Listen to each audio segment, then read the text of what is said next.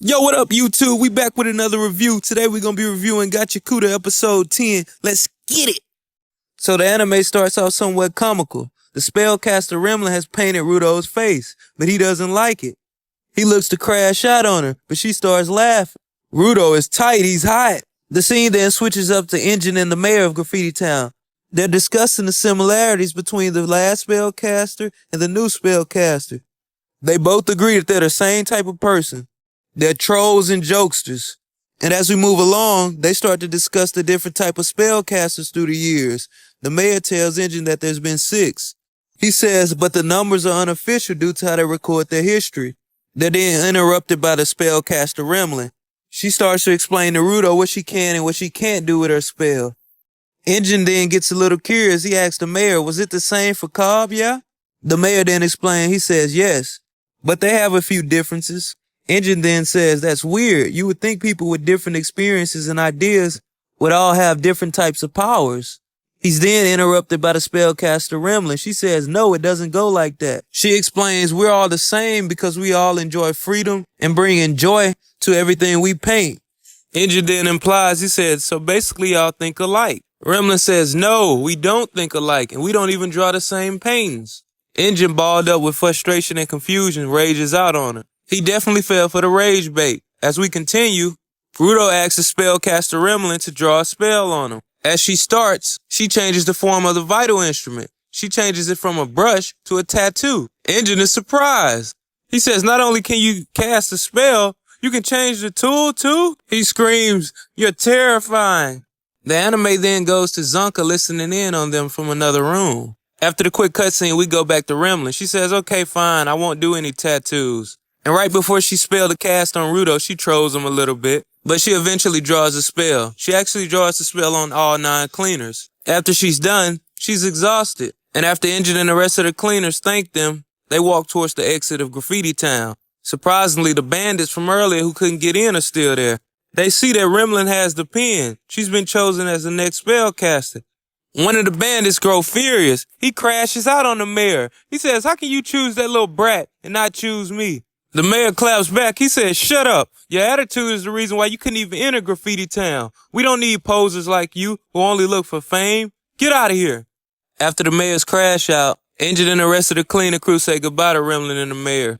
As we move along, Engine explains that they're going to head to the cleaner's headquarters. They have to go get Rudo's full face.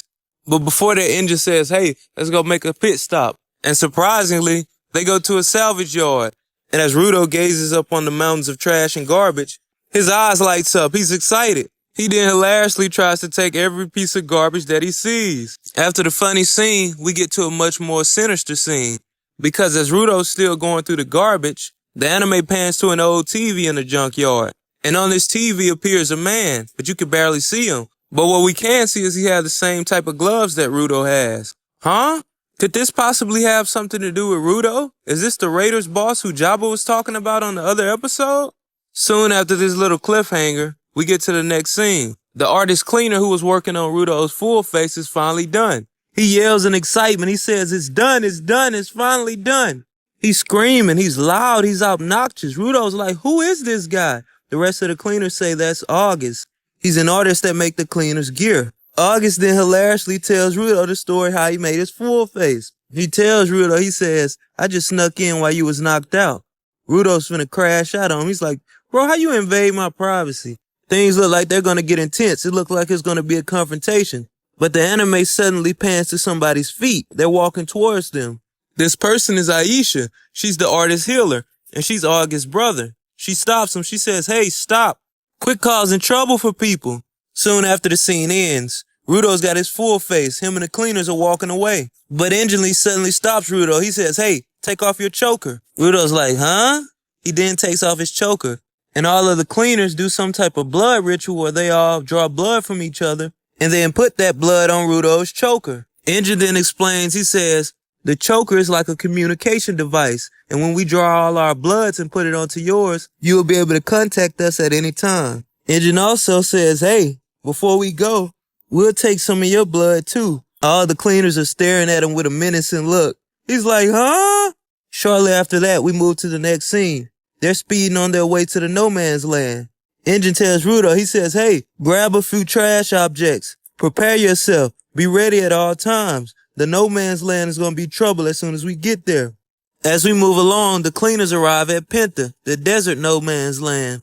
All the cleaners are ready to go. They're looking down onto this vast red-like desert land. They then drop down onto the desert. They inspect the land. But as they're walking around, out of nowhere, a creature from the ground attacks. And as this creature gets closer and closer, Engine then tells Rudo, he says, hey, the mysterious woman that we're looking for lives a bit in town. He then tasks Rudo with taking out this creature that's approaching. Rudo accepts the task. He runs full speed towards it with malicious intent.